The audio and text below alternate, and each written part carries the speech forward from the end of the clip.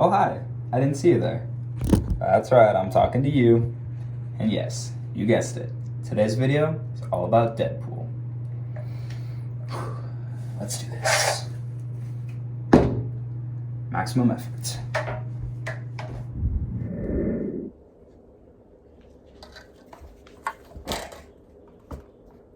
The two things that a superhero movie needs are good characters and high stakes.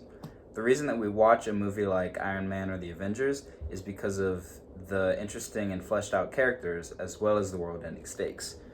For example, we watch Captain America struggle to fight as he takes beating after beating from Thanos, and we worry for his life as the Mad Titan's army approaches. Then we cheer as he overcomes these odds despite the threat to his life. Now, keeping that example, characters, and stakes in mind, let's talk about today's subject. Until a few days ago, I had never seen any of the Deadpool movies. When I did finally get around to watching them, I somehow went into the series completely spoiler-free. This is your guys' spoiler warning if it wasn't already obvious. I really enjoyed my first watch through. I think the movies are super fun. However, when I went to bed that night, I started thinking about the trilogy and I realized it's a miracle that they even work in the first place. Let me explain. So when this movie opens, it immediately signals that it's not going to be like other superhero movies. The opening credits say that the movie was directed by an overpaid tool and was written by the real heroes. So it's kind of a comedy, right? What's the big deal? Well, so then we meet Deadpool, and immediately he gets an old piece of gum stuck on the camera and he wipes it off. So that tells us Deadpool can break the fourth wall. What's the big deal? Don't worry, we'll get to that. After a brief scene with the cab driver, Deadpool sits down on a bridge. He fully breaks the fourth wall by addressing the audience, and then he launches an attack on some nearby villains. Next, we get the bullet counting scene, which in my opinion is one of the coolest scenes in the franchise. We get a perfect view into the character of Deadpool through this scene, because he's doing battle against a bunch of enemies, and he only has 12 bullets. He wastes 2 of these bullets by impulsively shooting someone that he had already neutralized, and that moment is it's such a perfect characterization for him. It's so cool. In this scene, the stakes are high, obviously, because he's fighting all these people and he's at risk of dying, right? And so we fear for him throughout this whole scene. So after this, we get a flashback to explain some of Wade's motivation. It's revealed that he fell in love with a woman named Vanessa, and shortly after proposing to her, he's diagnosed with terminal cancer. Wade is coerced shortly after this into taking a special serum that will help heal his cancer as well as offer him extraordinary abilities. Through this flashback, we get to know more about Wade and we start to care about his character. We worry about him dying from cancer or dying from this fight that we know he's in after this flashback. So now after this, we cut back to the fight, and after the big bad guy of the movie has escaped, we get another flashback to see what made Wade Wilson into Deadpool. During this flashback, it's revealed that through the special serum that he takes, as well as lots of torture, Wade unlocks a mutant gene that regenerates his body from any damage that he receives, while also killing the cancer cells from within his body as they appear, effectively curing him, right? But let's backtrack. Regenerates any damage. That's right, so Wade is effectively immortal. So that crazy fight scene from before where we were worried about him, Deadpool was in absolutely zero danger of dying that entire time. So now we get to what makes Deadpool different from any superhero movies. The main character cannot die. Any fight that he gets into, any threat he faces, the viewer will never have to fear for Deadpool's life. So how are there any stakes in this movie? A superhero movie has to have stakes, so where are they in a movie where the leading character is never going to be in any danger? Well, Deadpool creates its high stakes through its good characters. Let's unpack that. So I've already mentioned the fourth wall breaks, but these movies pull them off in ways that enhance the viewing experience so much. Deadpool turning the camera away and making the audience imagine what he's doing to the man that he's interrogating.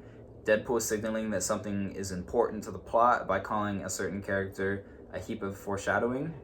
The counting bullets scene that I explained earlier is so amazing because right before, Deadpool explains to the audience how he only has 12 bullets and he highlights the impossibility of the fight that he's about to just charge into. That's not even mentioning how they just blend the comedy perfectly into these fourth wall breaks. Exposition is now interesting because you get comments like a fourth wall break inside of a fourth wall break. That's like 16 walls. And then the story just moves up right along like the second best joke in the movie didn't happen. Best joke in the movie is the T-Rex line because the delivery on that just makes me laugh every time. It's so funny. Or lazy jokes are suddenly not lazy because instead of making a "that's what she said"-esque joke, Deadpool can simply give a look to the camera and we all understand the meaning. Parts of the movie that critics would later diss on become features through his quips like "that's just lazy writing" or "holy MacGuffin." The fourth wall breaks, they're just all the best throughout this series, and when they're mixed with the comedy, they create an awesome character. The audience somehow feels like we have a rapport with this movie character because he directly addresses us as we watch the movie. We feel like we're in on the jokes instead of just listening to them. Because of this, we feel attached to him in a way that could almost be compared to a friendship. The film then in turn uses this friendship to create its high stakes. I'd like to highlight a few specific examples that I think are really good. Above all else, Wade cares about Vanessa. And the stakes are attached to this relationship in a few ways. And actually, Deadpool's immortality lends to make these stakes even higher. Because we care so much about Wade, and Wade cares so much about Vanessa, we also care about Vanessa by proxy. And also we care about their relationship. So in fight scenes that feature both Deadpool and Vanessa, his immortality highlights her mortality. Every bullet, punch, or stab that he takes reminds us that Vanessa would die to that same thing. We become worried because where before we had nothing to worry about from a character who can't die, now suddenly we're watching this fight scene realizing she's in trouble, and all he has to do is make one mistake, and this person that he cares the most about is just over, just like that. Those are some very high stakes. And in addition to these action sequences, Wade's immortality also creates high emotional stakes. "Sticks and stones may break my bones, but words can never hurt me" is true for everyone except Deadpool. Because physical abuse means nothing to him, it highlights how emotionally unstable he is and how he's barely holding everything together in his life. I know I've mostly been talking about the first movie, but Wade and Vanessa struggle in their relationship throughout all three. In the first movie, he struggles with worrying that she's not going to love him after he transforms and looks different. In the second movie, the thing that I mentioned earlier actually happens, and Vanessa straight up dies. Wade becomes suicidal because of this, but he has no way to act on that because of his immortality. That's some amazing characterization, and it's something that could only happen in a movie like this. In the third movie, they break up because Wade becomes depressed and emotionally distant, and he struggles with the pressure of protecting everyone that he cares about. These are real gripping problems, and they're magnified and enhanced by the uniqueness of the superpowers that he has. The third movie adds an even more interesting twist to Deadpool's immortality by introducing Wolverine to the picture. Wolverine shares Deadpool's powers of immortality and regeneration. The two characters fight a lot throughout the movie, and at one point, Wolverine has one of his two very well-delivered monologues, and his words upset Wade to the point where the two of them start fighting. However, this fight boils down to two people attacking each other, but neither of them can die. So obviously it's going to end with both of them collapsing in exhaustion. But through this fight, it reveals a lot about both characters. It shows their fear, their insecurity, and their anger.